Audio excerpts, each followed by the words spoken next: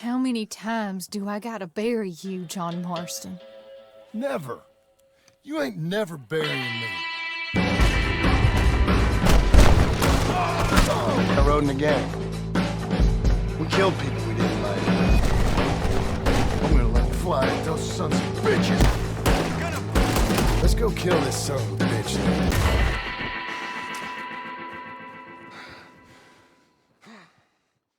Who is John Marston? Who is John Marston?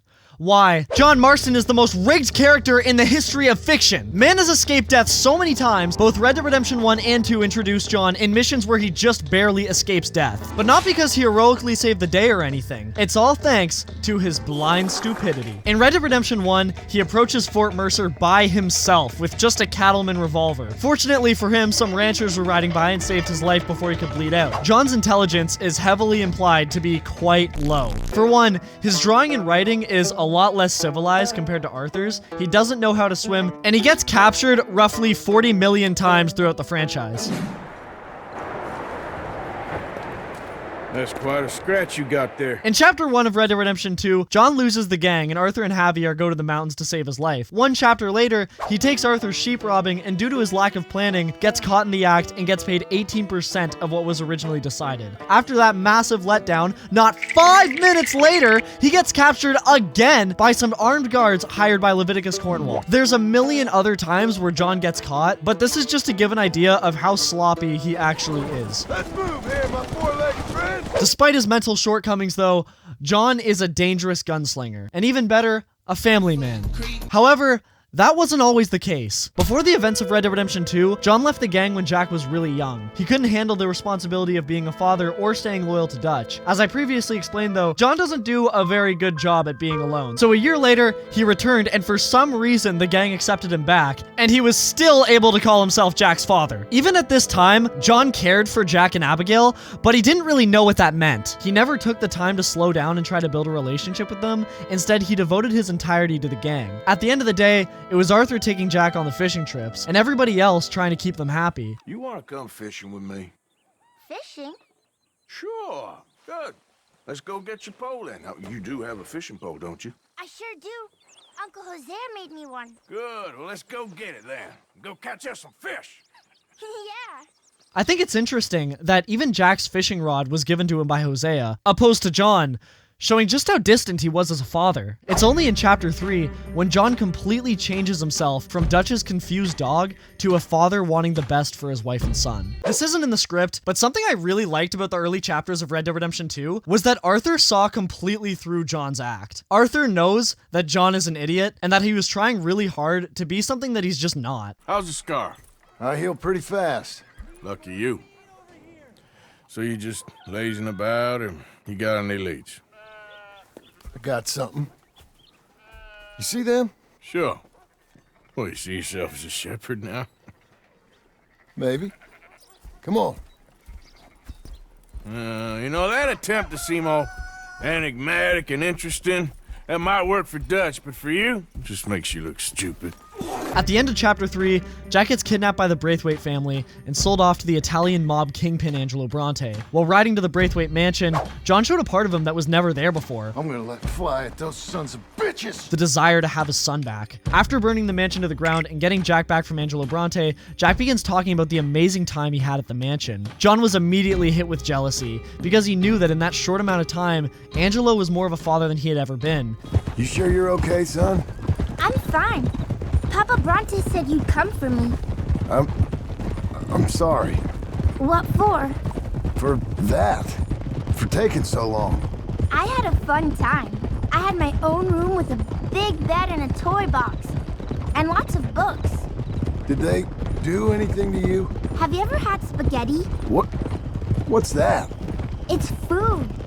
It looks like worms, but it's delicious. Is that right? Papa Bronte teach me lots of Italian words.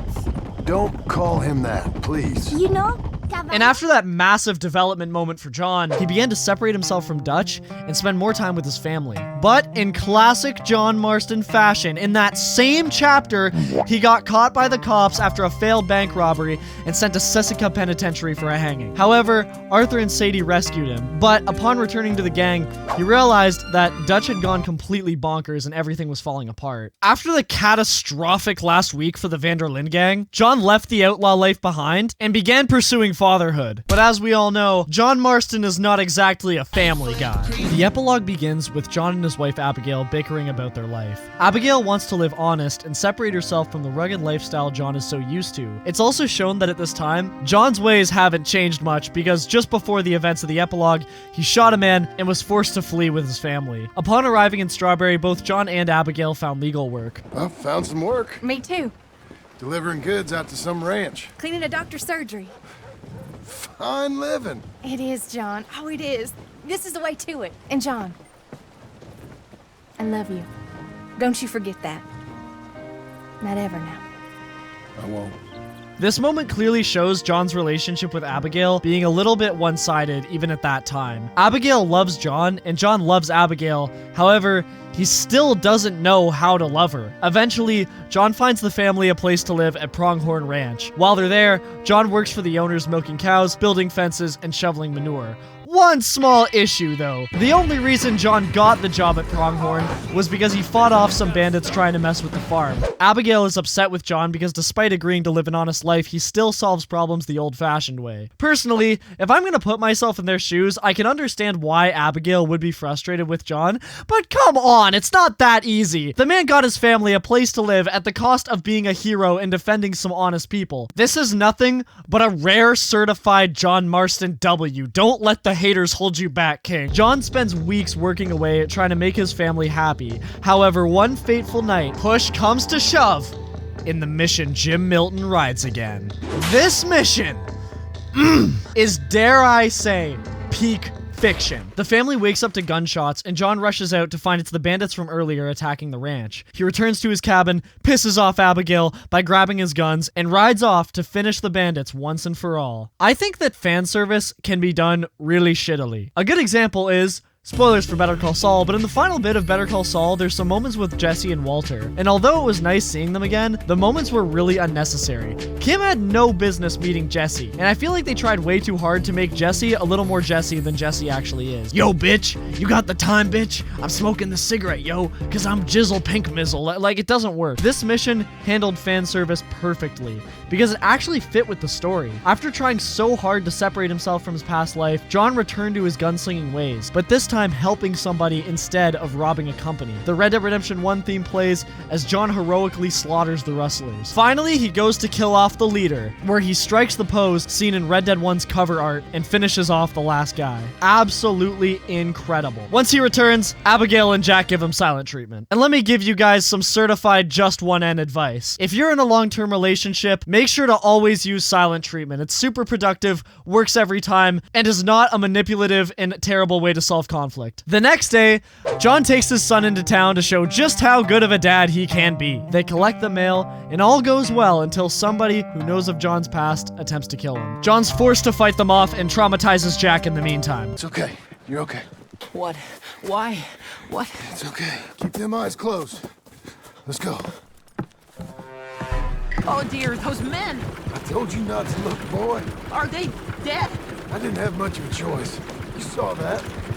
Now, compose yourself. You killed them, Pa! Son? When he came home, Abigail understood the situation, and I'm just kidding, she left him. If only they just tried more silent treatment. John really was in a massive predicament during that spot in the game, because he loved Abigail and Jack, but he couldn't be the perfect father they expected, because his past would always catch up to him. I think the worst part about the finishing slap to John's relationship with his family was that it really wasn't his fault. He stepped up and helped the people that were housing the people he loved, and as a result, they bailed. I think the moment with Jack, though, was a bit more justifiable, because at that point, it just wasn't safe for them to live with John, because their son would clearly be in danger. What happened? Yeah. We got shot at. Shot at? What happened? Well, we got followed, and then Followed by who? probably someone who knew me. If we didn't get to them particulars, I'm sorry. My son. Our son. So, John decided to take matters into his own hands and build somewhere safe for his family to live, resulting in Red Dead 2's best moment. No, not that part. Let me have a rule and a saw and a board and I'll cut. Climb up a ladder with a hammer and a nail and I'll nail it. Well, we worked so hard to build a little house together. In the snow or the rain or the ice cold wind, whenever. Abigail and Jack returned after John proved himself as a father. This moment in the game holds so much weight to John's character because not a decade prior he abandoned the gang and his family because he just didn't want to devote himself to anything that would take that much work. But when his family left him, instead of running away to his old habits, he stayed true to Abigail and Jack and went above and beyond to win them back. Character development at its finest. Just do one thing or another. Not be two people at once. That's all I'm saying. So yes, John Marston evolved from a confused and faithless gunslinger to a loving father who would do anything for his family. But he still had to kill one last man, so he rode off to kill the antagonist of Red Dead 2. And remember when I said that John is the most rigged character in all of fiction? Well, what's silly is at the end of the game, Dutch, Micah, and John are standing there guns pointed at each other. If this was a logical battle, John would be screwed. However, Dutch shot Micah in a twist of events, giving John the opening to kill him. The final showdown for Red Dead 2 was once again won by John Marston by being John Marston! So, the little softy John Marston marries Abigail, and everybody lives happily ever after. Until the Pinkerton Detective Agency turned John Mushy into John mass-murdering Marston. A lot of people, including myself, were confused as to why Red Dead Redemption 1 John Marston is so much colder than Red Dead Redemption 2 John Marston. I mean, seriously, let me play some of his combat dialogue from that game and put some of his cold-ass artwork over it. I hope you got money for a funeral. This would be a fair fight if you could shoot straight. You couldn't shoot a fart out of your own ass. Well, that's because in Red Dead 1, the government took the only thing he cared about, which was his family. So as a result, they turned him into an absolute madman with no time for dicking around. Even in Red Dead 1, though, John's intelligence is still quite unfortunate, as he walked right up to a heavily guarded fortress thinking that would work. And while he's in Mexico, he mixes up English and Spanish to sound intimidating, resulting in some goofy combat lines. Jingle your mother! Yo soy John Marston! The government wanted Dutch dead, and they knew that John was the only one who could do it, but you know what is so f***ing stupid? John, being John Marston, didn't even kill Dutch at the end! Dutch killed himself! Once Dutch was dead though, the government visited John one last time, killing him, leaving Jack and Abigail alone. Shortly after John's death, Abigail passed, and the most tragic character of Red Dead Redemption was left to roam the earth. Jack Marston. Jack's story is a really sad one. He grew up in the gang with a clear love for literature and everything that wasn't violence. He didn't enjoy fishing or hunting with his father. He only did it because John wanted him to. What are you gonna be when you're older? I want to travel. See the world. That's a good idea. Then, become a lawyer and help people. That's not a lawyer, that's a... Are you laughing at me? No. Never. Just... whatever you do it better than me and your mom. There were so many things keeping Jack from continuing the cycle of violence that his father tried so hard to escape from. But in the end, revenge took over and he shot his father's murderer, ending the story of Red Dead Redemption. Enjoy your fishing, kid, while you still can. Who are they? Excuse me, you Edgar Ross? Do I know you? Forgive me for startling you, sir. I have a message for you. You killed my father. You killed him. I saw you. You keep saying that. You sent him to do your dirty work. Then you shot him like a dog. And I'll shoot you like one too, you little piece of trash. I think it's interesting that all the main characters of Red Dead Redemption had a redemption arc, except for Jack. Arthur redeemed himself as a human being, focusing his energy on saving lives instead of ending them. John redeemed himself as a father and put an end to his haunting past, while Jack, being innocent, got sucked into the life of revenge and hate, corrupting what was once a harmless soul. As for John, though, he was a lucky bastard who was dumb as rocks, but still wanted to be a worthy father and husband. But at the end of the day, his past caught up to him, as it was doomed to from the very beginning. Finally, and most importantly, what do you guys think about John Marston? And do you guys like him more than Arthur? Make sure to leave your answer in the comments below and I'll respond as soon as I possibly can. Thank you so much for taking time out of your day to watch this video, and make sure to have a good one.